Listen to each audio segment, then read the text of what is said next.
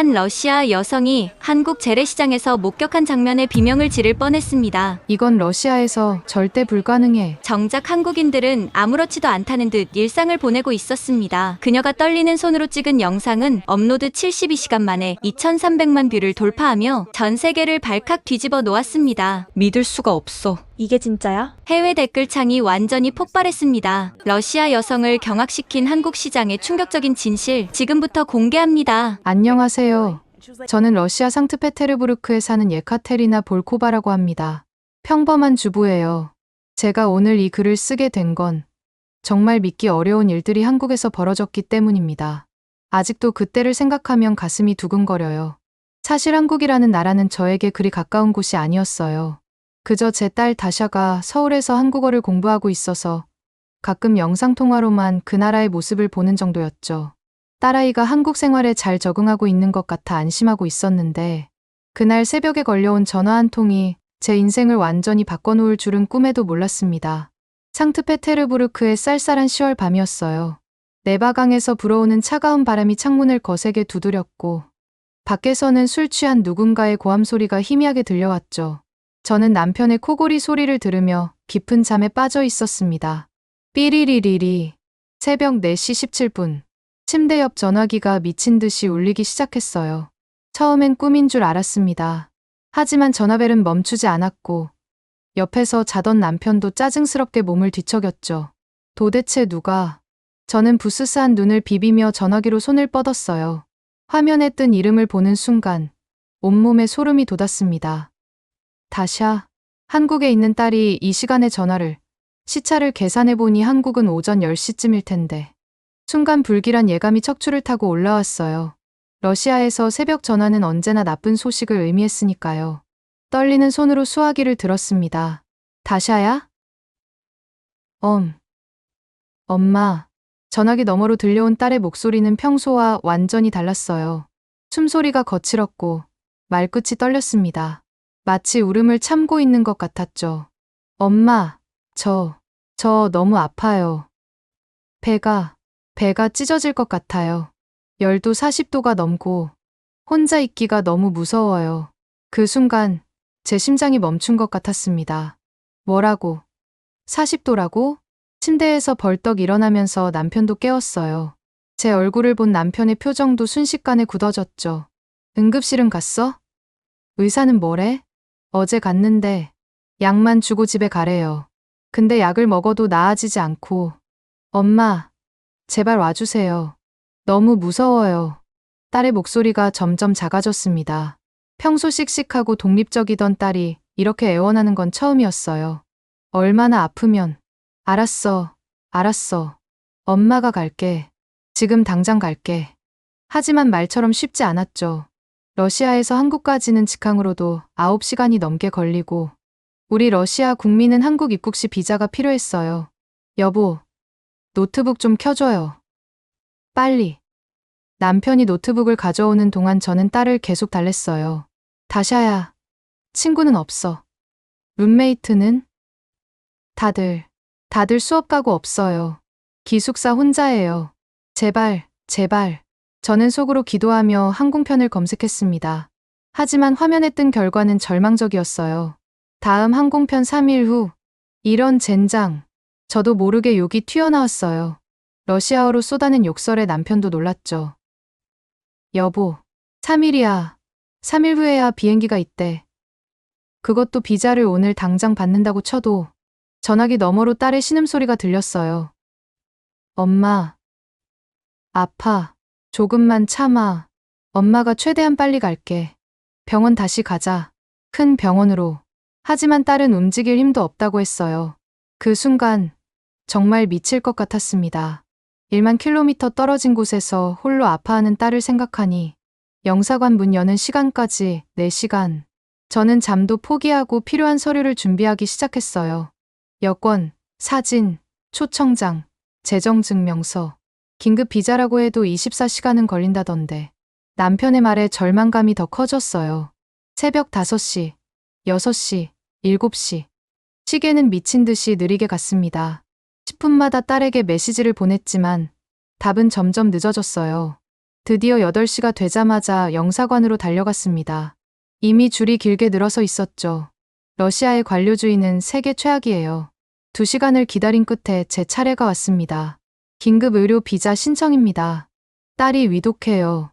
직원은 무표정하게 서류를 받아들었어요. 긴급이라고 해도 최소 24시간은. 제발요.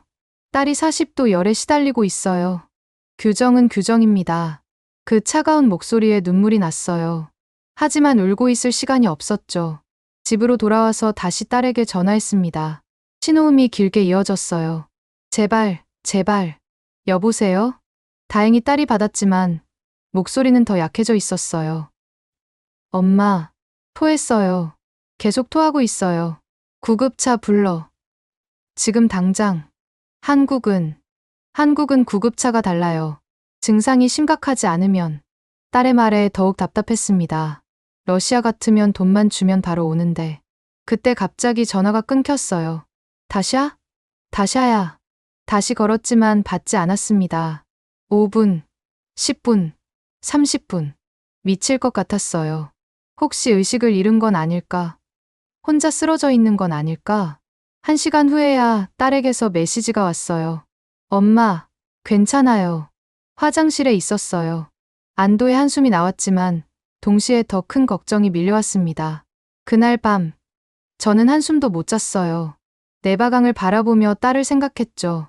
저 차가운 강물처럼 제 마음도 얼어붙어 있었습니다. 제발, 제발 우리 딸만은. 다음 날 아침, 비자를 받으러 다시 영사관에 갔어요. 기적적으로 당일 발급이 됐습니다. 아마 제 초췌한 모습을 보고 불쌍히 여긴 모양이에요. 공항으로 가는 택시 안에서 딸에게 전화했어요. 다샤야, 엄마 지금 공항 가. 9시간 후에 만나. 엄마, 정말 오는 거야? 딸의 목소리에 안도감이 묻어났어요. 하지만 저는 알 수 없었죠. 한국에서 저를 기다리고 있는 건 단순히 아픈 딸뿐만이 아니라 제 인생관을 완전히 뒤바꿔 놓을 충격적인 경험들이라는 것을. 비행기가 이륙하면서 저는 딸의 어릴 적 모습을 떠올렸어요. 감기에 걸려 끙끙 앓던 5살 다샤. 자전거를 타다 넘어져 무릎이 까진 7살 다샤. 그때는 제가 옆에 있었는데 약을 먹이고 상처에 밴드를 붙여주고 괜찮다고 토닥여줄 수 있었는데 조금만 더 참아. 엄마가 간다. 비행기는 끝없이 이어지는 구름 위를 날고 있었습니다. 이륙한 지 3시간쯤 지났을까요? 기내식이 나왔지만 목이 메어서 제대로 먹을 수가 없었어요. 옆자리 러시아 아저씨가 걱정스럽게 물었습니다. 괜찮으세요? 안색이 안 좋아 보이는데. 네, 괜찮아요. 한국에 있는 딸이 아파서 가는 길이거든요. 아이고, 걱정이 많으시겠네요. 저도 자식이 있어서 그 마음 압니다. 그 아저씨의 따뜻한 말 한마디에 눈물이 날 뻔했어요. 타국에서 아픈 딸을 생각하니 더욱 마음이 아팠습니다. 비행기 안에서 시간은 정말 느리게 갔어요. 영화를 봐도 집중이 안 되고 책을 읽어도 내용이 머리에 들어오지 않았습니다. 그저 시계만 들여다보며 언제 도착하나 계속 확인했죠. 중간에 승무원이 와서 물었어요. 뭔가 필요하신 거 있으세요? 아니요, 괜찮아요. 그저 빨리 도착했으면 좋겠네요. 승무원이 이해한다는 듯 미소를 지으며 물 한 병을 건네줬어요. 수분 섭취는 꼭 하셔야 해요. 걱정이 많으실 때일수록 건강 챙기셔야죠. 친절한 마음씨에 감사했습니다. 창밖으로 시베리아의 끝없는 설원이 보였어요. 저 광활한 땅을 지나 한국으로 가고 있다니. 평소 같으면 감상에 젖었을 텐데 오늘은 그저 빨리 지나가기만을 바랄 뿐이었죠. 다샤는 지금 뭘 하고 있을까? 혼자서 잘 버티고 있을까? 온갖 생각이 머릿속을 맴돌았어요. 딸이 어렸을 때 아팠던 기억들이 떠올랐습니다. 그때는 제가 옆에서 돌봐줄 수 있었는데 지금은 혼자서 모든 걸 감당해야 하는 딸이 너무 안쓰러웠어요. 드디어 기장의 안내방송이 들렸습니다. 승객 여러분, 잠시 후 인천국제공항에 착륙하겠습니다. 현재 서울의 날씨는 맑고 기온은 15도입니다. 창밖으로 한국 땅이 보이기 시작했어요. 처음 보는 한국의 풍경이었지만 감상할 여유는 없었습니다. 오직 딸 생각뿐이었죠. 비행기가 활주로에 닿는 순간 저는 안도의 한숨을 내쉬었습니다. 드디어 도착했어요. 9시간의 긴 여정이 끝났습니다. 입국 심사대 앞에 또 긴 줄이 있었지만 이제는 참을 수 있었어요. 곧 딸을 만날 수 있다는 생각에 오히려 힘이 났습니다. 방문 목적이 뭐예요? 입국 심사관이 물었습니다. 딸이 아파서 왔어요. 딸이 여기서 공부하고 있거든요. 심사관은 제 얼굴을 보더니 빠르게 도장을 찍어줬어요. 아마 제 초조한 표정에서 진심이 느껴졌나 봅니다. 수화물을 찾고 공항 밖으로 나왔을 때 따뜻한 가을 햇살이 저를 맞아줬어요. 러시아보다 훨씬 따뜻한 날씨였죠. 하지만 날씨를 즐길 여유는 없었습니다. 공항버스를 타고 서울로 향하면서 창밖 풍경을 봤어요. 높은 빌딩들, 깨끗한 도로, 질서정연한 모습들이 인상적이었습니다. 러시아와는 확실히 다른 분위기였어요. 버스 안에서 딸에게 전화를 걸었습니다. 다샤야, 엄마 도착했어. 지금 서울로 가고 있어. 엄마, 정말 오셨어요? 너무 보고 싶었어요. 딸의 목소리는 여전히 힘들어 보였지만 제가 왔다는 사실에 안도하는 것 같았어요. 1시간쯤 지나자 서울 시내가 보이기 시작했습니다. 한강을 건너면서 문득 우리 고향 내바강이 떠올랐어요. 같은 강이지만 전혀 다른 풍경이었죠. 드디어 딸이 사는 동네에 도착했습니다. 과연 딸은 얼마나 아픈 걸까요? 그리고 이곳에서 제가 목격하게 될 놀라운 일들은 무엇일까요? 버스에서 내려 딸의 원룸으로 향했습니다. 골목길을 걸으면서도 가슴이 두근거렸어요. 드디어 원룸 앞에 도착해서 초인종을 눌렀습니다. 엄마. 문이 열리자 딸이 저를 꼭 안았어요. 얼굴이 많이 수척해 보였지만 다행히 제가 상상했던 것보다는 나아 보였습니다. 다샤야, 많이 아팠구나. 이제 엄마가 왔으니까 걱정하지 마. 딸의 원룸은 작지만 깔끔했어요. 한국식 원룸이라 러시아와는 구조가 달랐지만 나름대로 아늑해 보였습니다. 엄마, 정말 미안해요. 괜히 걱정시켜서. 무슨 소리야. 아플 때 엄마 부르는 게 당연하지. 며칠간 딸을 돌보면서 상태가 많이 좋아졌어요. 스트레스성 위염이었는데 엄마가 와서인지 금세 회복되더군요. 딸의 얼굴에 혈색이 돌아오는 걸 보니 마음이 놓였습니다. 일주일쯤 지났을 때 딸이 제안했어요. 엄마, 이제 제가 괜찮으니까 동네 구경 좀 시켜드릴게요. 여기 전통시장이 정말 재미있어요. 시장? 러시아에도 시장은 많잖아. 한국 시장은 달라요. 직접 보시면 놀라실 거예요. 저는 별 기대 없이 딸을 따라 나섰습니다. 망원시장이라는 곳이었어요.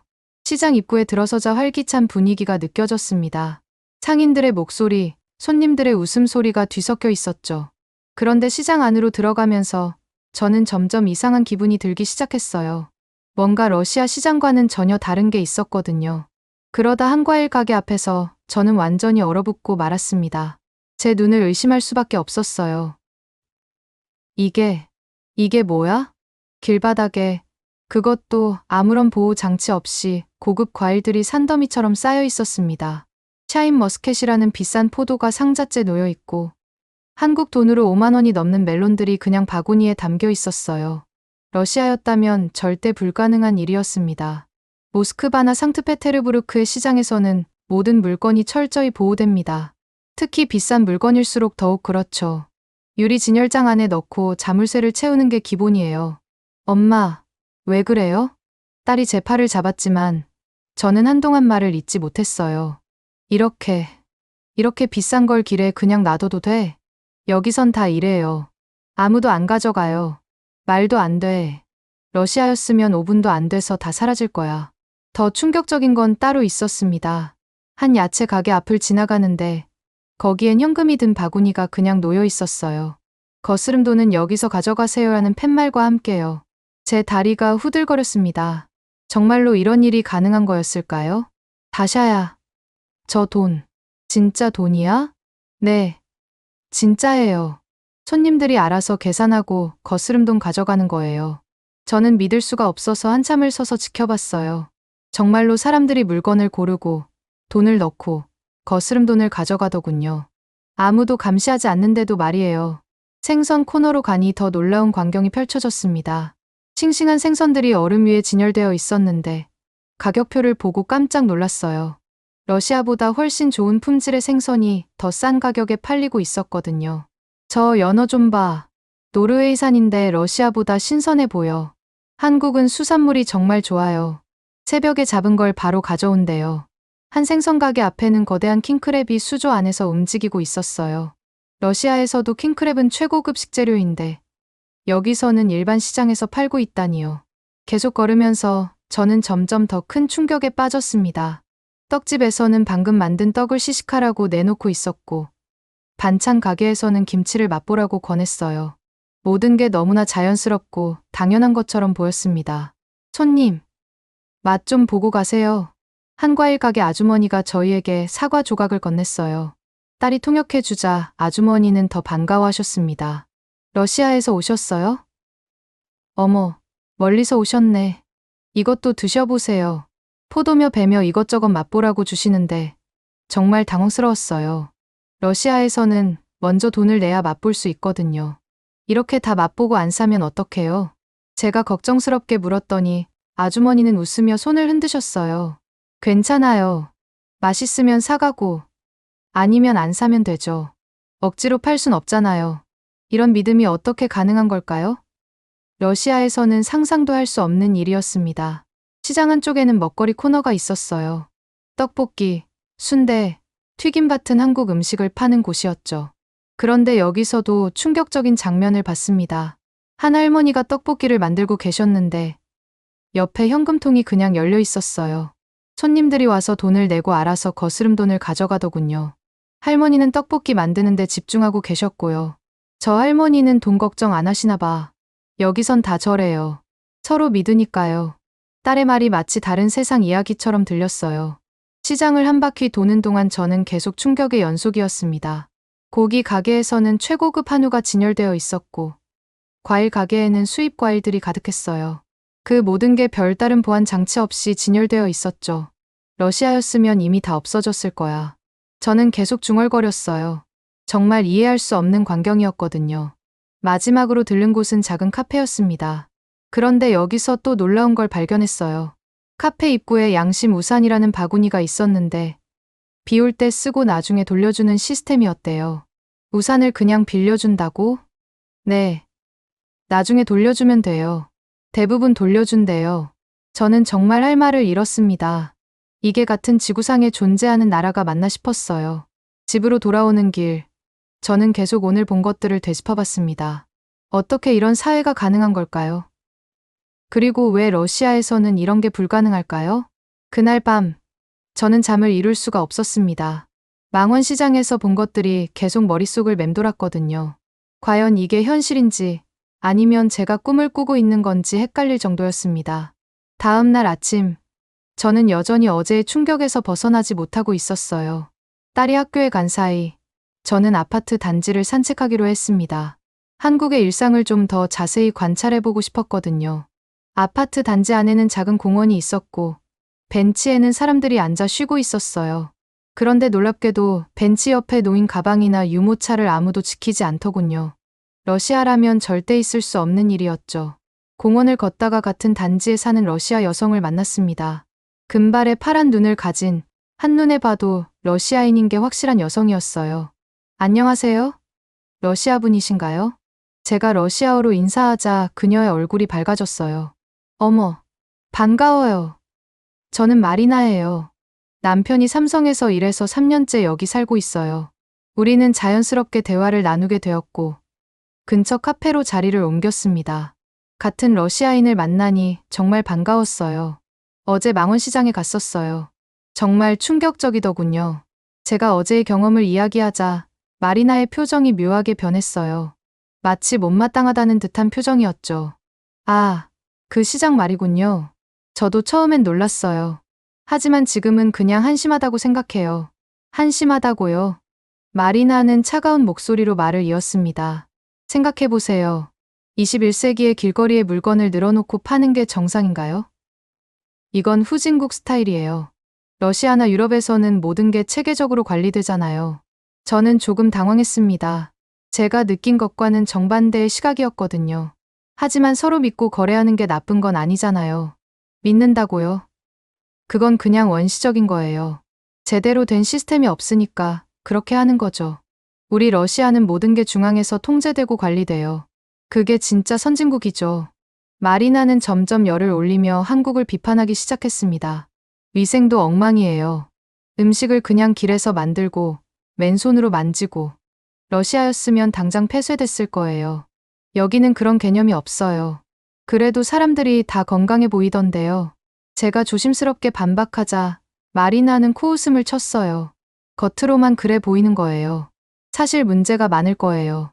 단지 운이 좋아서 큰 사고가 안 난 것뿐이죠. 마리나는 계속해서 한국의 여러 면을 비판했습니다. 그리고 그 현금 바구니 있잖아요? 정말 어이가 없어요. 21세기에 현금 거래를 하다니. 러시아는 이미 다 전자결제로 바뀌었는데 말이에요. 하지만 할머니들은 현금이 편하잖아요. 그게 바로 후진적인 거예요. 모든 걸 디지털화해야 투명하고 효율적이 되는 거죠. 한국은 아직 그 단계가 아닌 것 같아요. 마리나의 말을 들으면서 저는 점점 불편해졌습니다. 하지만 한편으로는 그녀의 말에도 일리가 있을 수 있다는 생각이 들었어요. 제가 너무 감상적으로 본 건 아닐까 하는 의구심이 생겼죠. 그래도 도난 사고가 거의 없다는 건 대단하지 않나요?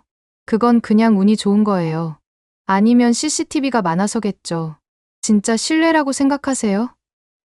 저는 아니라고 봐요. 마리나는 자신의 경험담을 들려주기 시작했습니다. 제가 처음 왔을 때 시장에서 과일을 샀는데 집에 와서 보니 상한 게 섞여 있었어요. 항의하러 갔더니 증거가 없다고 하더군요. 러시아였으면 즉시 환불받았을 텐데. 정말요? 네. 그리고 여기 사람들, 겉으로는 친절한 척하지만 속은 다를 거예요. 외국인한테는 더 비싸게 받기도 하고요. 마리나의 부정적인 시각은 계속되었습니다. 솔직히 말해서 소비에트 시절이 더 나았어요. 모든 게 국가에서 관리되니까 공평했죠. 지금 러시아도 푸틴 대통령이 강력하게 통제하니까 질서가 있는 거예요. 하지만 자유도 중요하지 않을까요? 자유. 그게 뭔데요? 길거리에 물건 늘어놓는 게 자유인가요? 저는 그걸 무질서라고 부르겠어요. 마리나는 단호하게 말했습니다. 예카테리나 씨도 조심하세요. 겉모습에 속으면 안 돼요. 이 나라는 아직 진짜 선진국이 되려면 멀었어요. 시스템도 없고, 질서도 없고, 그냥 대충대충이에요. 카페를 나오면서 저는 마음이 복잡했습니다. 마리나의 말이 다 틀렸다고 할 수는 없었어요. 러시아식 사고방식으로 보면 그럴 수도 있겠다 싶었거든요. 집으로 돌아오는 길에 다시 망원시장을 지나게 되었어요. 여전히 과일들이 길에 놓여 있고 사람들이 자유롭게 만지고 고르고 있었습니다. 정말 이게 후진적인 걸까? 아니면 우리가 너무 경직된 걸까? 저는 혼란스러웠어요. 어제는 그렇게 놀랍고 아름다워 보였던 광경이 마리나의 말을 듣고 나니 다르게 보이기 시작했거든요. 그날 저녁 딸에게 마리나와의 대화를 이야기했습니다. 그 아줌마는 한국을 제대로 이해 못하시는 것 같아요. 3년이나 살았는데도 편견에서 못 벗어나신 거죠.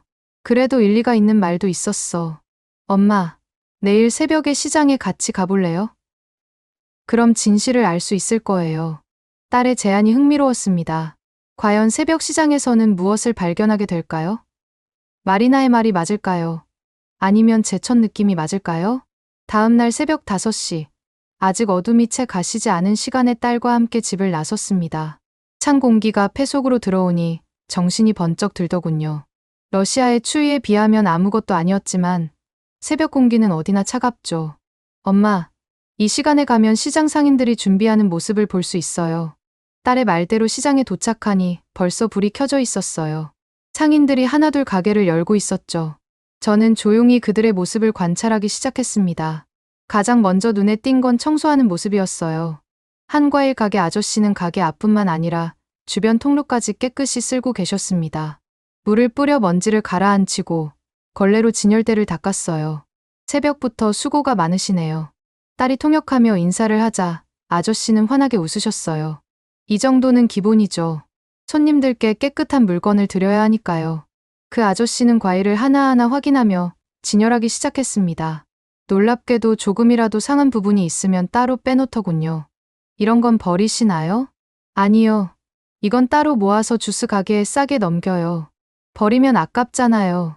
러시아에서는 상한 과일도 그냥 섞어서 파는 경우가 많은데 여기서는 철저히 구분하고 있었습니다. 옆 가게 할머니는 채소를 다듬고 계셨어요. 시든 잎은 하나하나 떼어내고 깨끗한 것만 진열대에 올려놓으셨죠. 그 정성스러운 손길을 보니 마리나가 했던 말이 얼마나 편견에 찬 것인지 알 수 있었어요. 할머니, 이렇게 일찍부터 나오시면 힘드시겠어요. 아이고, 괜찮아요. 40년째 이 일을 하고 있는데 이게 제 삶이에요. 좋은 물건을 팔아야 손님들이 또 오시죠. 생선 가게로 가니 더욱 놀라운 광경이 펼쳐졌습니다. 새벽 4시에 노량진 수산시장에서 직접 사온 생선들을 손질하고 계셨어요. 얼음을 계속 갈아 넣으며 신선도를 유지하려고 노력하는 모습이 인상적이었습니다. 이 광어는 2시간 전까지 살아있었어요. 보세요. 아직도 몸이 탱탱하죠? 주인 아저씨가 자랑스럽게 생선을 들어 보이셨어요. 정말로 싱싱해 보였습니다. 그런데 그때 정말 충격적인 장면을 목격했습니다. 한 아저씨가 돈통을 들고 화장실로 가시는 거예요. 그런데 돈통을 그냥 가게 앞에 놓고 가셨습니다. 뚜껑도 안 덮고요. 저거, 괜찮은 거예요? 제가 놀라서 물었더니 옆 가게 아주머니가 웃으며 대답하셨어요. 여기선 다 저래요. 우리끼리 서로 봐주니까. 누가 건드리면 다 알아요. 정말 5분쯤 지나서 아저씨가 돌아오셨는데 돈통은 그대로였습니다. 아무 일 없었다는 듯이 다시 일을 시작하셨죠. 시장 안쪽으로 들어가니 김치를 담그는 아주머니들이 계셨어요. 커다란 대야에 배추를 절이고 양념을 버무리고 계셨죠. 그런데 놀랍게도 러시아어로 대화를 나누고 계셨습니다. 어머, 러시아 분들이세요? 제가 반갑게 인사하자 한 아주머니가 환하게 웃으셨어요. 네, 저희는 고려인 3세예요. 할머니 때 중앙아시아로 강제 이주당했다가 한국에 온 지 20년 됐어요. 순간 가슴이 뭉클해졌습니다.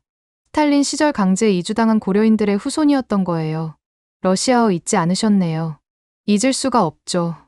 이게 저희 정체성이니까요. 하지만 이제 한국이 고향이에요. 아주머니는 김치를 조금 떼어 비닐봉지에 담아주셨어요. 러시아에서 오셨다니 반가워서 드리는 거예요. 맛보세요. 어머, 이러시면 어떡해요. 돈을 드려야. 아니에요. 같은 러시아어 쓰는 사람끼리 정이죠. 한국에서는 이런 게 자연스러워요. 그 따뜻한 마음에 눈물이 날 것 같았어요. 멀리 타국에서 만난 동포의 정이 이렇게 따뜻할 줄은 몰랐거든요. 시장을 계속 돌아다니면서 저는 상인들의 정직함에 계속 놀랐습니다. 한 과일 가게에서는 손님이 실수로 10,000원을 더 내고 갔는데 주인 아저씨가 뛰어가서 돌려주는 모습을 봤어요. 손님, 거스름 돈 안 가져가셨어요. 숨을 헐떡이며 돌려주는 모습이 정말 인상적이었습니다. 떡집에서는 막 쪄낸 떡을 시식용으로 썰고 계셨어요.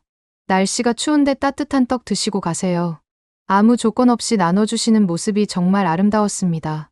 오전 7시쯤 되니 시장이 활기를 띠기 시작했어요. 출근 전에 장을 보러 온 사람들, 아침 운동 나온 어르신들로 북적이기 시작했죠. 그런데 놀라운 건 이렇게 붐비는 와중에도 질서가 있다는 거였어요. 서로 양보하고 기다리고 배려하는 모습이 자연스러웠습니다. 한 할머니가 무거운 짐을 들고 가시는데 젊은 청년이 다가가 도와드리는 모습도 봤어요. 특별한 게 아니라 당연한 일처럼 행동하더군요. 이 정도면 오히려 러시아보다 더 문명화된 것 아닐까? 저는 혼잣말로 중얼거렸습니다. 마지막으로 들른 곳은 시장 안의 작은 분식집이었어요. 아직 이른 시간인데도 떡볶이 냄새가 구수하게 났죠. 아주머니, 떡볶이 하나 주세요. 딸이 주문하는 동안 저는 주변을 살펴봤어요. 놀랍게도 이곳도 현금통이 열려 있었고 손님들이 알아서 계산하고 있었습니다. 이렇게 해도 손해 안 보세요. 가끔 실수하는 분들도 있지만 대부분 정직하게 계산해요. 오히려 더 주고 가는 분들이 많아요. 주인 아주머니의 말씀에 또 한 번 놀랐습니다. 떡볶이를 먹으면서 저는 새벽부터 본 것들을 정리해봤어요. 마리나가 말한 원시적이고 후진적인 시스템이 아니라 오히려 고도의 신뢰를 바탕으로 한 선진적인 문화였던 거예요. 집으로 돌아오면서 딸이 물었습니다. 엄마, 이제 어떻게 생각하세요? 마리나가 완전히 틀렸어. 이건 후진적인 게 아니라 우리가 잃어버린 소중한 가치야. 그날 이후로 저는 시장을 완전히 다른 눈으로 보게 되었습니다. 그리고 한 가지 확신이 들었어요. 이 특별한 경험을 더 많은 사람들과 나누어야겠다고요. 며칠 후, 저는 다시 망원시장을 찾았습니다. 이번에는 혼자서요. 딸은 학교에 가고 없었지만 이제는 혼자서도 시장을 둘러볼 자신이 생겼거든요. 무엇보다 고려인 할머니들을 다시 만나고 싶었어요. 시장 안쪽 김치 가게로 향했습니다. 멀리서부터 러시아어로 이야기하는 소리가 들려왔어요. 가까이 가니 지난번에 만났던 할머니들이 김치를 담그고 계셨습니다. 안녕하세요. 할머니. 또 왔어요. 어머. 상트페테르부르크에서 온 아가씨네. 어서 와요. 할머니들이 반갑게 맞아주셨어요. 마치 오랜 친구를 만난 것처럼 따뜻했죠. 오늘은 배추김치 담그는 날이에요. 구경하실래요? 저는 흔쾌히 고개를 끄덕였습니다. 러시아에서도 김치를 먹어본 적은 있지만 직접 담그는 모습을 보는 건 처음이었거든요. 할머니들의 손놀림은 정말 숙련되어 있었어요. 배추에 양념을 바르는 모습이 마치 예술 작품을 만드는 것 같았습니다. 할머니, 러시아에서도 김치를 담그셨어요? 그럼요. 우즈베키스탄에 살 때도 담갔어요. 배추 구하기 어려워서 양배추로 담그기도 했죠. 우리 할머니가 레시피를 전해주셨어요. 한 할머니가 옛날 이야기를 들려주기 시작했습니다. 1937년에 우리 가족이 연해주에서 중앙아시아로 강제로 끌려갔어요. 기차 타고 한 달을 갔죠. 먹을 것도 없고 추위에 떨면서 할머니의 눈가가 촉촉해졌습니다. 그때 우리 할머니가 가져간 게 고추장이랑 된장이었어요. 그거라도 있어서 살았죠. 한국 음식이 우리의 정체성이었어요. 듣고 있던 다른 할머니가 말을 이었습니다. 맞아요. 아무리 어려워도 김치는 꼭 담갔어요. 그게 우리가 한국인이라는 증거였으니까. 러시아 사람들이 이상하게 봐도 포기하지 않았죠. 그런데 어떻게 한국으로 오게 되셨어요? 소련이 해체되고 나서 기회가 생겼어요. 한국 정부에서 동포들을 받아준다고 해서 왔죠. 처음엔 말도 안 통하고 너무 힘들었어요. 할머니들의 이야기를 들으면서 저는 가슴이 뭉클해졌습니다. 역사의 소용돌이 속에서도 정체성을 지켜온 분들이었던 거예요. 그래도 한국에 와서 좋으셨겠어요. 좋기도 하고 어렵기도 했죠. 우리는 러시아 말하는 한국인이니까. 양쪽 다 우리 나라인데도 어디서나 이방인이었어요. 그때 한 할머니가 갑자기 일어나서 안쪽으로 들어가시더니 무언가를 가지고 나오셨어요. 이거 드셔보세요. 우리가 만든 특별한 김치예요. 그릇에 담긴 김치를 보니 일반 김치와는 좀 달라 보였어요. 색깔도 더 연하고 향도 독특했죠. 이건 뭔가 다르네요? 러시아식 김치예요. 우즈벡에서 구할 수 있는 재료로 만든 레시피죠. 고춧가루 대신 파프리카 가루도 쓰고 사워크림도 조금 넣어요. 한 입 먹어보니 정말 특별한 맛이었어요. 한국 김치의 매콤함과 러시아 음식의 부드러움이 절묘하게 어우러져 있었죠. 와, 이거 정말 맛있어요. 보르시랑 먹어도 잘 어울릴 것 같아요. 맞아요. 우리도 보르시에 이 김치 넣어서 먹어요. 러시아 친구들도 좋아해요. 할머니들과 이야기를 나누다 보니 시간 가는 줄 몰랐어요. 그분들은 단순히 김치를 파는 상인이 아니라 역사의 증인이었고 두 문화를 연결하는 달이었던 거죠. 할머니, 이 시장에서 장사하시는 게 힘들지 않으세요? 처음엔 힘들었죠. 한국말도 서툴고 장사도 처음이고. 그런데 여기 사람들이 정말 좋아요. 다들 도와주고 가르쳐주고. 옆에 있던 한국 상인 아주머니가 웃으며 끼어들었어요. 이 할머니들 덕분에 우리도 러시아 손님들 받을 수 있어요. 통역도 해주시고. 맞아요. 요즘 러시아 관광객 많이 오는데 우리가 중간에서 도와줘요. 정말 아름다운 공존의 모습이었습니다. 서로 다른 배경을 가진 사람들이 하나의 공동체를 만들어가고 있었어요. 할머니들은 제게 김치 담그는 법을 자세히 가르쳐 주셨어요. 배추는 이렇게 소금에 절여야 해요. 너무 짜면 안 되고 너무 싱거워도 안 돼요. 딱 적당하게. 양념은 어떻게 만들어요? 비법이 있죠. 찹쌀풀을 쓰는데 여기에 새우젓 국물을 넣어요. 그럼 감칠맛이 나요. 할머니의 손을 따라 저도 조심스럽게 김치를 담가봤어요. 생각보다 어려웠지만 할머니들이 친절하게 도와주셔서 조금씩 요령이 생겼죠. 아이고, 잘하네.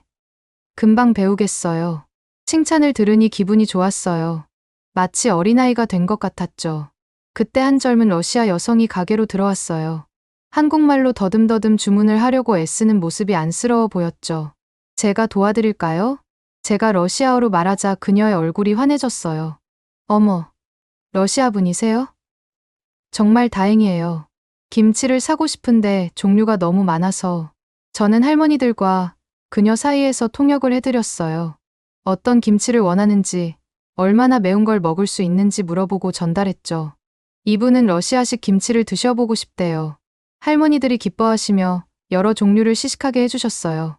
결국 그 여성은 만족스럽게 김치를 사갔고 연신 감사하다고 인사했죠. 덕분에 좋은 김치를 살 수 있었어요. 한국 시장은 정말 친절하네요. 그녀가 간 후 할머니들이 제게 말씀하셨어요. 이렇게 도와주니 정말 고마워요. 러시아 손님 오면 늘 통역이 아쉬웠거든요. 제가 한국에 있는 동안은 자주 와서 도와드릴게요. 정말. 그럼 우리가 월급을 줘야겠네. 할머니들이 농담처럼 말씀하셨지만 진심이 담겨 있었어요. 시장을 나서려는데 할머니들이 큰 김치통을 하나 주셨어요. 이거 가져가요. 러시아식 김치랑 한국식 김치 섞어서 담았어요. 딸이랑 같이 드세요. 어머, 이렇게 많이 주시면 어떡해요. 우리도 러시아에 있을 때 어려우면 서로 도왔어요. 그게 우리 방식이에요. 받는 게 주는 거예요. 그 말씀에 깊은 울림이 있었어요. 받는 것이 곧 주는 것이라니. 집으로 돌아오는 길에 저는 계속 생각했습니다. 마리나는 이런 따뜻한 인정을 전혀 보지 못한 거예요.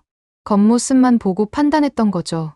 저녁에 딸과 함께 할머니들이 주신 김치를 먹었어요. 러시아식 김치로 보르시를 끓여봤는데 정말 환상적인 조합이었습니다. 엄마, 이거 정말 맛있어요. 새로운 퓨전 요리네요. 그러게, 문화가 만나면 이런 아름다운 일이 생기는구나. 그날 밤, 저는 일기에 이렇게 썼어요. 오늘 나는 진정한 다문화의 아름다움을 봤다. 김치 속에 담긴 눈물과 희망의 역사를 들었다. 시장은 단순히 물건을 사고 파는 곳이 아니었다. 사람과 사람이 만나고 문화와 문화가 융합되는 곳이었다. 마리나가 이런 모습을 본다면 생각이 바뀔까? 다음 주, 저는 이제 망원시장에 단골이 되어 있었어요. 상인들도 저를 알아보기 시작했고, 지나갈 때마다 반갑게 인사를 나눴죠. 특히 고려인 할머니들과는 매일 차를 마시며 이야기를 나누는 사이가 되었습니다. 그날도 평소처럼 시장을 걷고 있었는데, 한 과일 가게 앞에서 흥미로운 장면을 목격했어요. 젊은 남자가 사과를 사고 10,000원을 냈는데 주인 아저씨가 거스름 돈을 잘못 줬나 봐요. 7,000원을 줘야 하는데 17,000원을 준 거예요. 저는 그 젊은이가 어떻게 할지 지켜봤습니다. 러시아였다면 그냥 가버렸을 텐데. 놀랍게도 그는 몇 발자국 가다가 다시 돌아왔어요. 아저씨, 거스름 돈 잘못 주셨어요. 10,000원 더 주셨네요. 주인 아저씨가 깜짝 놀라며 확인해보더니 연신 고맙다고 하셨어요. 아이고, 내가 정신이 없었나 보네. 정말 고마워요. 요즘 젊은이들 참 착해. 그 광경을 보면서 저는 또 한 번 놀랐습니다. 정직함이 당연한 사회라니. 조금 더 걸어가다가 떡볶이 가게 앞에 멈춰 섰어요. 점심시간이라 사람들이 줄을 서 있었는데 여기서도 놀라운 걸 봤죠. 한 회사원으로 보이는 여성이 떡볶이를 주문했는데 지갑을 놓고 왔다며 당황하고 있었어요. 아, 죄송해요. 지갑을 회사에 놓고 왔네요. 그러자 주인 할머니가 웃으며 말씀하셨어요. 괜찮아요. 먼저 드시고 나중에 주셔도 돼요. 정말요? 제가 오후에 다시 와서 드릴게요. 그럼요. 배고픈데 어떡해요. 어서 드세요. 옆에서 보고 있던 저는 정말 충격을 받았어요. 처음 보는 손님인데도 외상을 준다니. 러시아에서는 절대 있을 수 없는 일이었죠. 현금이 없으면 그냥 못 사는 거예요. 신용카드도 안 되는 곳이 많은데 외상이라니요. 더 놀라운 건 정말로 그 여성이 2시간쯤 후에 다시 와서 돈을 지불하는 걸 봤다는 거예요. 거기에 음료수까지 사서 할머니께 드리더군요. 할머니, 아까는 정말 감사했어요. 덕분에 점심 굶지 않았네요. 아이고, 뭘 이런 것까지. 다음에도 편하게 와요. 이런 신뢰의 거래가 일상적으로 이뤄지고 있었어요. 저는 궁금해서 떡볶이 할머니께 여쭤봤어요. 할머니, 이렇게 외상 주시면 안 받고 가는 사람도 있지 않아요? 40년 장사하면서 그런 사람은 거의 없었어요. 한두 명 있었지만 그것 때문에 다른 착한 사람들 못 믿을 순 없잖아요. 할머니의 철학이 정말 대단하다고 생각했어요. 시장을 더 돌아다니다가 생선가게 앞에서 또 다른 장면을 봤습니다. 한 아주머니가 광어를 사셨는데 집에 가서 확인해보니 주인 아저씨가 실수로 더 많이 넣어주셨나 봐요. 다시 와서 돈을 더 내려고 하시더군요. 아저씨, 광어를 한 마리만 샀는데 2마리가 들어있어요. 어머, 제가 실수했나 보네요. 그냥 드세요. 제 실수니까. 아니에요. 돈을 더 드려야죠. 정말 괜찮아요. 단골이시잖아요. 결국 서로 실랑이 끝에 아주머니가 돈을 더 내고 가셨어요. 양쪽 다 양보하려는 모습이 정말 아름다웠습니다. 그때 제 옆을 지나가던 한 할아버지가 10,000원짜리를 떨어뜨리고 가셨어요. 저는 급하게 주워서 할아버지를 불렀죠. 할아버지, 돈 떨어뜨리셨어요. 할아버지가 돌아보시더니 정말 고맙다고 하셨어요. 아이고, 이걸 떨어뜨렸네. 젊은이가 정직해서 다행이야. 요즘 이런 젊은이 보기 힘든데 당연한 일인데요. 그때 제가 러시아 억양이 섞인 한국말을 하는 걸 눈치채셨는지 물어보셨어요. 외국분이신가? 어디서 오셨어요? 러시아에서 왔어요. 오, 먼 데서 오셨네. 러시아도 좋은 나라인데. 한국은 어때요? 정말 놀라운 나라예요. 특히 이 시장은 더욱 특별해요. 할아버지가 자랑스럽게 웃으셨어요. 우리 시장이 좋지요? 여기는 사람 사는 정이 있어요. 조금 더 이야기를 나누다가 할아버지가 놀라운 이야기를 들려주셨어요. 내가 여기서 60년을 살았는데 옛날엔 더했어요. 쌀 외상도 1년씩 줬고 서로 품앗이도 했죠. 지금도 그 정신이 남아있는 거예요. 러시아는 그렇지 않거든요. 특히 소비에트 시절 이후로는 서로를 믿지 않아요. 그게 체제 때문인가요? 아마도요. 서로 감시하고 의심하는 게 일상이었으니까요. 할아버지가 고개를 끄덕이시며 말씀하셨어요. 신뢰는 하루아침에 만들어지는 게 아니에요. 오랜 세월 쌓아온 거죠. 한번 무너지면 다시 쌓기 어렵고요. 정말 지혜로운 말씀이었어요. 오후가 되어 은행에 가야 했는데 환전을 하러 갔죠. 루블을 원화로 바꾸는데 은행원이 친절하게 설명해 주더군요. 오늘 환율이 좋은 편이에요. 17원 정도 되네요. 환전을 마치고 나오는데 실수로 10,000원짜리 한 장을 놓고 왔나 봐요. 은행원이 뛰어나와서 불러 세웠어요. 손님, 돈 놓고 가셨어요. 어머, 정말 감사해요. 당연한 일인데요. 조심해서 가세요. 러시아 은행이었다면 어땠을까 생각해봤어요. 아마 그냥 넘어갔을지도. 시장으로 돌아와서 채소 가게에 들렀어요. 파프리카를 사려고 했는데 주인 아주머니가 덤으로 오이를 몇 개 더 넣어주셨어요. 러시아에서 오셨다고 들었어요. 이거 덤이에요.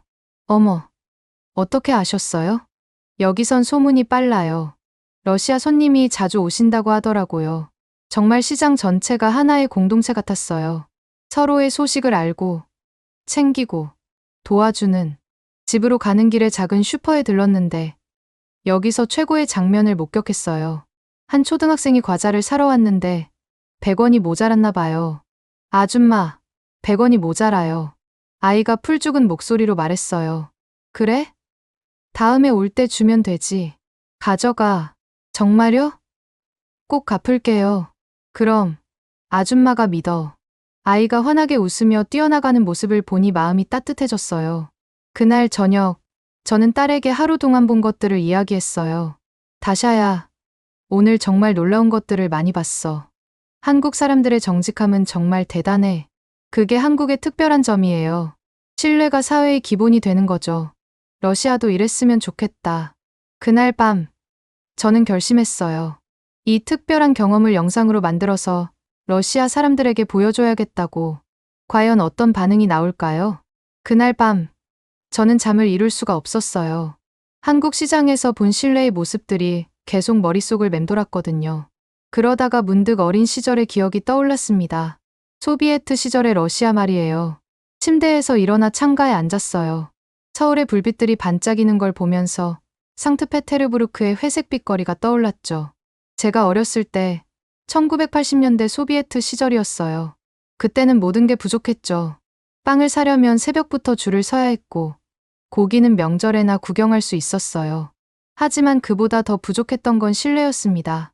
엄마, 왜 그때는 서로를 믿지 못했어요? 다음 날 아침 딸에게 물어봤어요. 글쎄, 아마도 체제 때문이었겠지. 모두가 감시자이자 감시 대상이었으니까. 정말 그랬어요.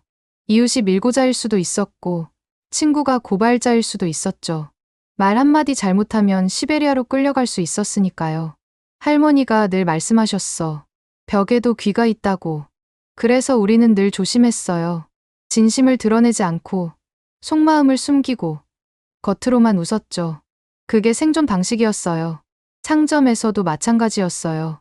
점원들은 손님을 도둑 보듯 했고 손님들도 점원을 의심했죠. 물건을 살 때는 항상 그 자리에서 확인해야 했어요. 집에 가서 열어보면 다른 게 들어있기 일쑤였거든요. 기억나요. 할머니가 고기를 사러 갔다가 속았던 일. 맞아요. 위에는 좋은 고기를 올려놓고 아래는 비계만 가득 넣어서 팔았었죠. 항의하러 가도 소용없었어요. 증거가 없다고 하면 끝이었으니까요. 그런데 더 슬픈 건 우리도 점점 그렇게 변해갔다는 거예요. 남을 속이는 게 당연하고 속지 않는 게 현명한 거라고 생각하게 됐죠. 페레스트로이카 이후에도 별로 나아지지 않았죠. 딸의 말이 맞았어요. 오히려 더 심해졌죠. 자본주의가 들어왔지만 불신의 문화는 그대로였어요. 아니, 오히려 돈이 개입되니까 더 심해졌을지도요. 90년대를 기억해요. 매일 사기 사건이 뉴스에 나왔고 은행들이 하루아침에 사라졌죠.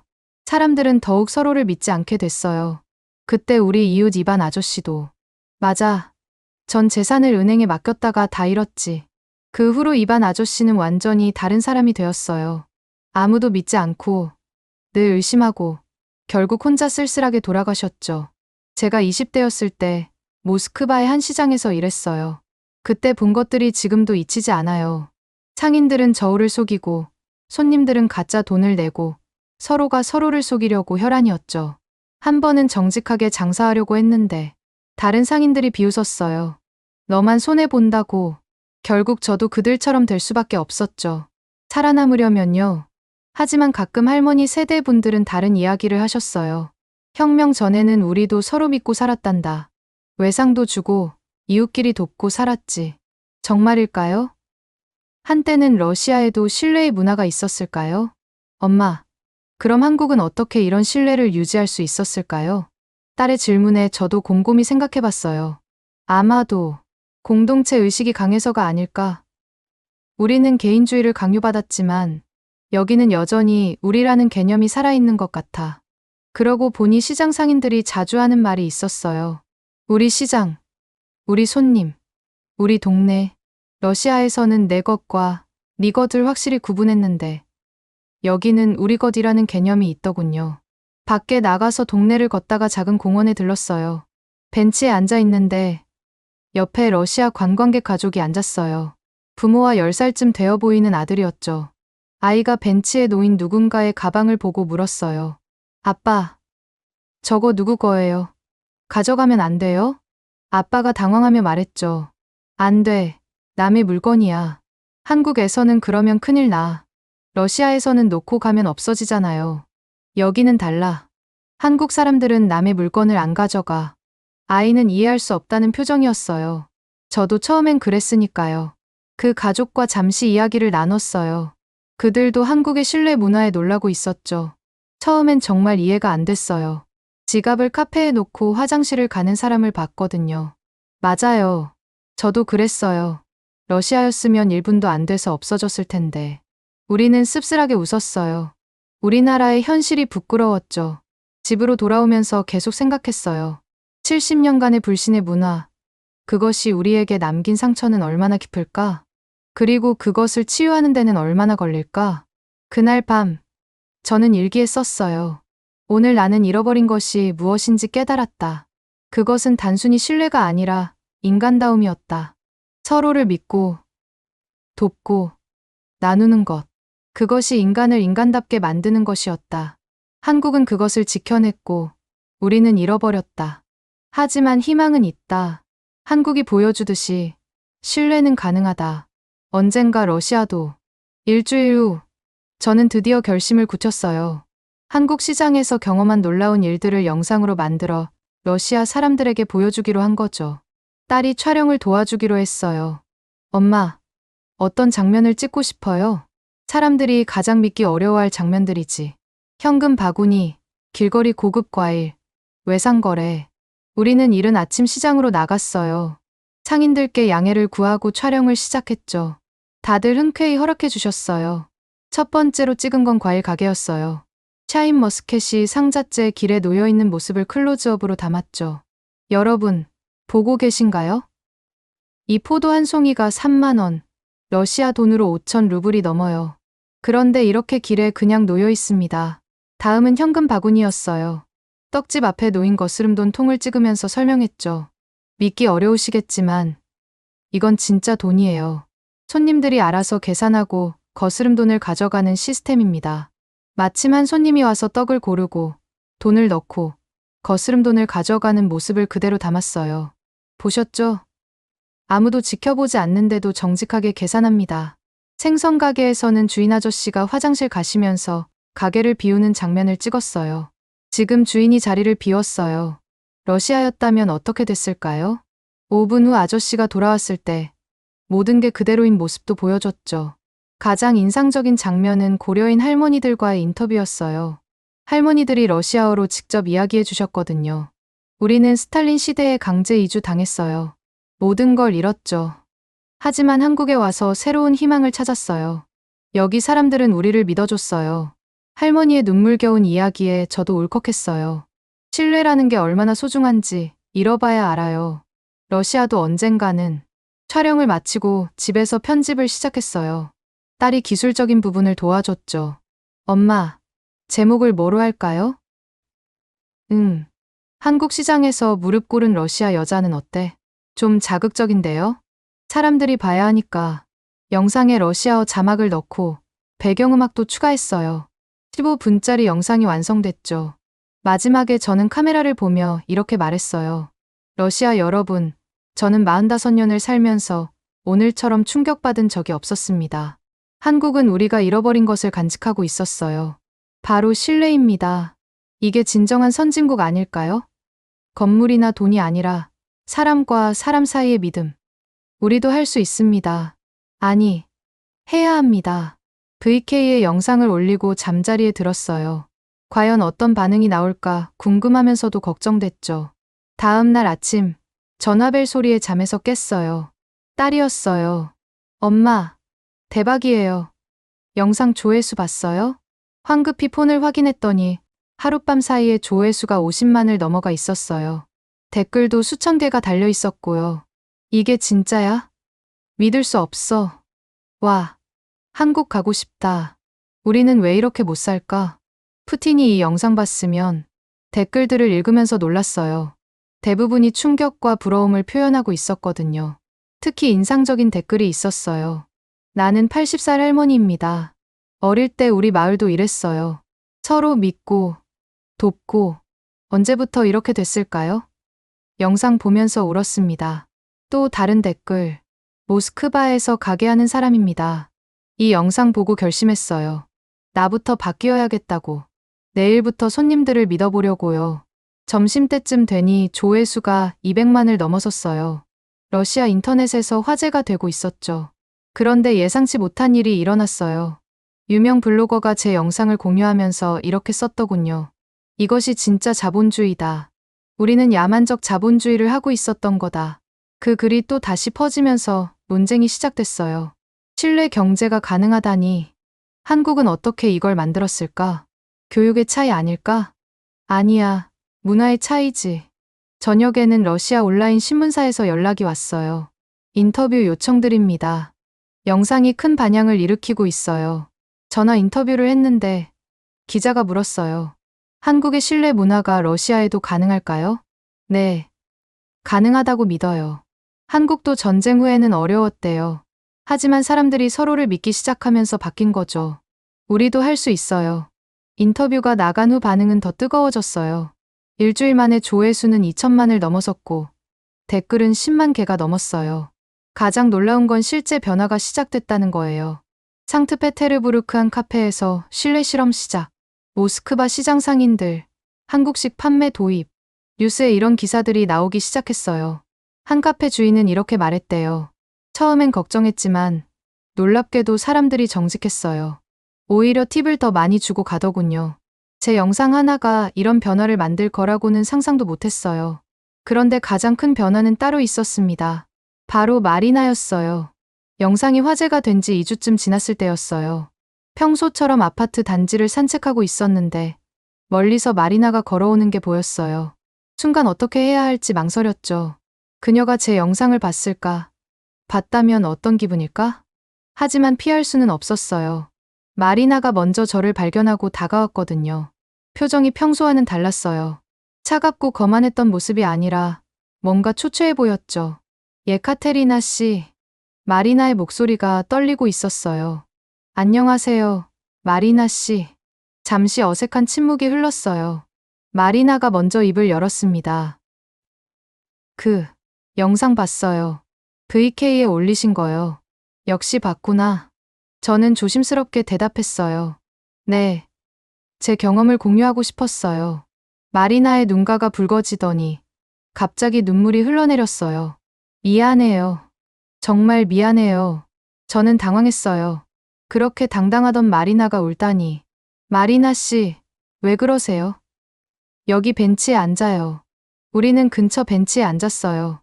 마리나는 한참을 울다가 겨우 진정했죠. 제가 얼마나 어리석었는지 이제야 알았어요. 당신 영상을 보면서 제 자신이 너무 부끄러웠어요. 마리나는 손수건으로 눈물을 닦으며 말을 이었어요. 사실 저도 처음엔 당신처럼 놀랐어요. 3년 전 처음 왔을 때요. 하지만 인정하고 싶지 않았어요. 우리가 틀렸다는 걸, 우리가 뒤처졌다는 걸. 마리나 씨, 자존심이었어요. 러시아의 자존심. 우리가 최고라고 믿고 싶었어요. 그래서 한국을 깎아내렸던 거예요. 마리나의 고백이 계속됐어요. 남편이 항상 말했어요. 한국에서 배울 게 많다고. 하지만 저는 듣지 않았죠. 오히려 남편을 무시했어요. 서구의 환상을 가진 사람이라고. 그녀의 눈에서 또 눈물이 흘렀어요. 어제 남편이 당신 영상을 보여줬어요. 그리고 말했죠. 이 사람이 3주 만에 깨달은 걸 당신은 3년이 지나도 모른다고. 마리나의 목소리가 떨렸어요. 그게 맞아요. 저는 3년 동안 눈을 감고 있었어요. 아니, 일부러 외면했어요. 진실을 보기가 두려웠거든요. 저는 마리나의 손을 잡았어요. 괜찮아요. 늦었다고 생각할 때가 가장 빠른 때라고 하잖아요. 마리나가 저를 봤어요. 눈에 간절함이 가득했죠. 저도 다시 시작할 수 있을까요? 제대로 볼 수 있을까요? 물론이죠. 저도 처음엔 혼란스러웠어요. 하지만 마음을 열고 보니 다른 세상이 보이더라고요. 마리나가 깊은 한숨을 쉬었어요. 사실 더 충격적인 게 있어요. 제 딸이 저 때문에 한국 친구들을 멀리했대요. 엄마가 계속 한국을 나쁘게 말하니까 또 눈물이 흘렀어요. 어제 딸이 울면서 말하더군요. 한국 친구들은 정말 좋은 아이들인데 엄마 때문에 편견을 가졌다고. 이제라도 친구가 되고 싶다고. 저는 마리나를 위로했어요. 아이들은 금방 친해져요. 걱정하지 마세요. 예카테리나 씨, 부탁이 있어요. 마리나가 간절히 말했어요. 저도 시장에 데려가 주실 수 있어요? 이번엔 제대로 보고 싶어요. 편견 없이, 열린 마음으로. 그럼요. 내일 아침에 같이 가요. 마리나의 얼굴에 처음으로 진짜 미소가 떠올랐어요.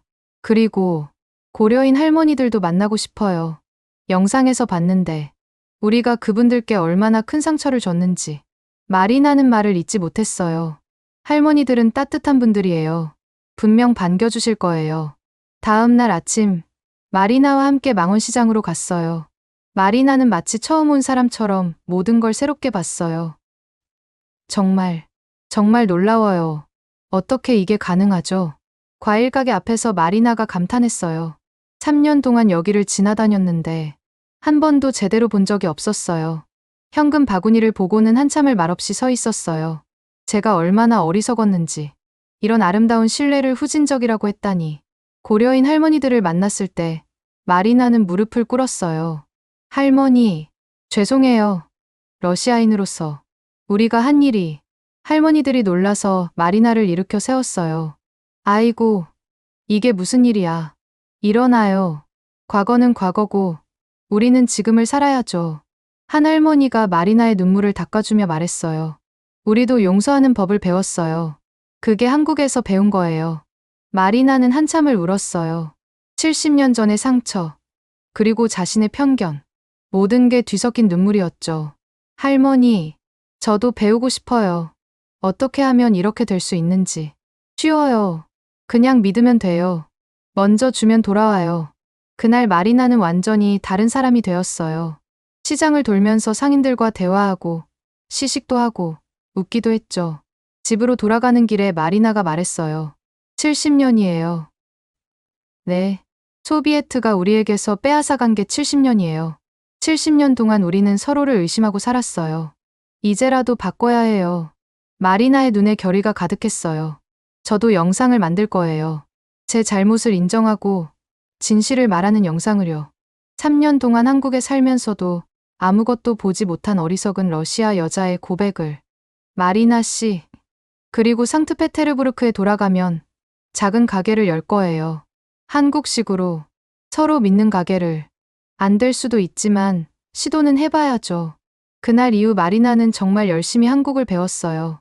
한국어도 배우기 시작했고 시장 상인들과 친구가 되었죠. 무엇보다 그녀의 딸이 한국 친구들과 다시 친해진 게 가장 기뻤대요. 딸이 말하더군요. 엄마가 달라졌다고. 이제야 진짜 엄마를 찾은 것 같다고. 변화는 정말 가능한 일이었어요. 마음을 열기만 하면요. 마리나의 변화 이후 놀라운 일들이 연이어 일어났어요. 먼저 러시아 국영방송에서 연락이 왔습니다. 예카테리나 씨, 특집 다큐멘터리를 제작하고 싶습니다.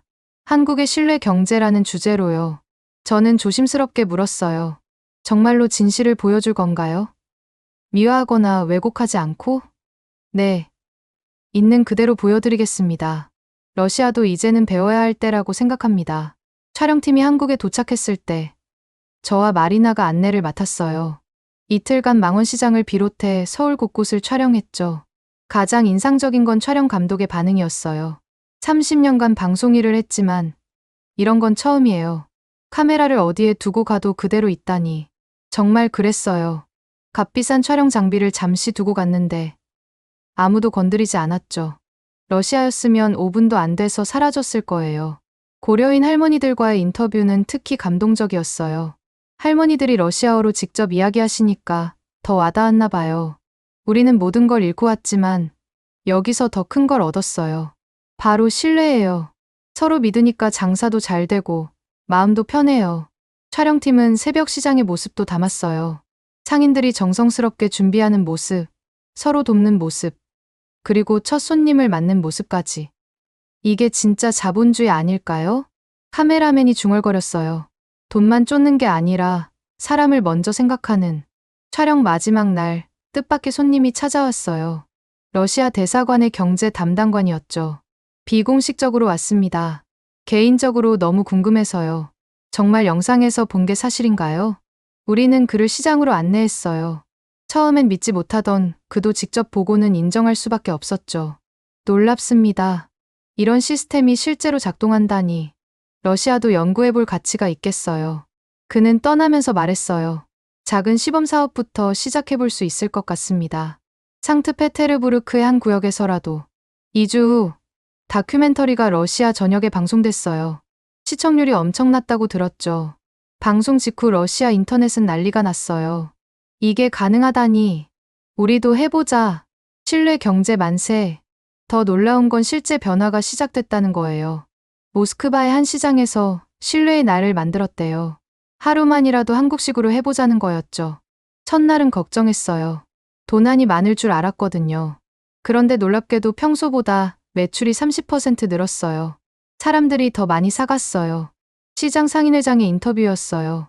상트페테르부르크에서는 더 진보적인 실험이 시작됐어요. 제가 사는 동네 근처에 실내 마켓이 생긴 거예요. 완전한 무인 상점이에요. 물건 가져가고 돈통에 돈 넣는 방식이죠. CCTV는 안전용으로만 있고 계산 감시용은 아니에요. 처음엔 반신반의했지만 놀랍게도 성공적이었어요. 정직하게 계산하는 사람이 95%가 넘었대요. 가끔 실수로 덜 내는 사람도 있지만 대부분 다음에 와서 더 내고 가요. 이런 소식들을 들으면서 저는 가슴이 벅찼어요. 정말 변화가 시작되고 있구나. 그런데 가장 큰 변화는 학교에서 일어났어요. 초등학교에서 실내 교육을 시작했대요. 딸이 들려준 소식이었어요. 서로 믿고 도우면 모두가 행복해진다는 걸 가르친대요. 실습도 하고요. 어떤 학교에서는 무인 매점을 운영한대요. 아이들이 스스로 계산하고 거스름 돈을 가져가는 방식으로. 처음엔 문제가 좀 있었대요. 하지만 아이들이 서로 가르치고 지켜주니까 금방 정착됐다고. 러시아 교육부에서도 관심을 보였어요. 한국의 정직 교육 시스템을 연구 중입니다. 도덕 교과서도 개편할 예정이고요. 봄이 오면서 변화는 더 빨라졌어요. 곳곳에서 실내 실험이 시작됐죠. 한 러시아 기업가가 제게 이메일을 보냈어요. 당신의 영상을 보고 결심했습니다. 직원들을 믿기로요. 출퇴근 체크를 없애고 자율적으로 일하게 했더니 오히려 생산성이 올랐어요. 또 다른 사람은 이렇게 썼어요. 작은 빵집을 운영하는데 한국식으로 바꿨어요. 각 구운 빵 시식도 하고 외상도 줘요. 단골 손님이 2배로 늘었습니다. 가장 감동적인 건 마리나의 소식이었어요. 상트페테르부르크에 작은 가게를 열었어요. 실내의 가게라고 이름 지었죠. 처음엔 다들 미쳤다고 했는데 지금은 동네 명소가 됐어요. 마리나가 보낸 사진을 보니 정말 한국 시장 같았어요. 과일이 밖에 진열되어 있고 현금 바구니도 있었죠. 매일 조금씩 나아지고 있어요. 가끔 문제도 있지만 대부분의 사람들은 정직해요. 숨어있던 선한 마음이 나오는 것 같아요. 이 모든 변화를 보면서 저는 깨달았어요. 씨앗은 이미 있었다는 걸. 러시아 사람들 마음속에도 신뢰와 정직의 씨앗이 있었어요. 단지 70년간 얼어 있었을 뿐. 이제 봄이 와서 그 씨앗들이 싹트기 시작한 거예요. 엄마, 이제 곧 러시아로 돌아가야 하는데 아쉽지 않아요? 딸이 물었어요. 아쉽지만 이제는 희망이 있어. 러시아도 변할 수 있다는 걸 봤으니까. 정말 그랬어요. 한국에서 배운 것들을 가지고 돌아가서 작은 변화라도 만들어 보고 싶었어요. 네바강에도 봄은 왔어요. 시간이 걸렸지만 결국 왔어요. 그리고 이제 더 많은 봄이 올 거라고 믿어요. 사람들의 마음 속에, 우리 사회에, 그리고 미래에. 지금까지 러시아 여성 예카테리나 씨가 한국 시장에서 경험한 놀라운 이야기 어떠셨나요? 단순히 문화 차이를 넘어서 인간 사회의 가장 기본적인 가치, 바로 신뢰에 대해 생각해보게 되는 이야기였습니다. 70년간 얼어붙었던 신뢰의 땅에 한국이라는 따뜻한 봄바람이 불어온 것처럼 우리 주변에도 이런 변화의 씨앗을 심을 수 있지 않을까요? 만약 이 이야기가 마음에 드셨다면 좋아요와 구독 부탁드립니다. 그리고 특히 이 영상을 널리 공유해주세요. 신뢰 사회의 아름다움을 전 세계에 알리고 우리가 가진 이 소중한 가치를 더욱 지켜나가기 위해서요. 여러분의 공유 하나하나가 세상을 더 따뜻하고 믿을 수 있는 곳으로 만드는 작은 씨앗이 될 거예요. 다음에도 더 감동적이고 희망적인 이야기로 찾아뵙겠습니다. 지금까지 감동편지함이었습니다. 감사합니다.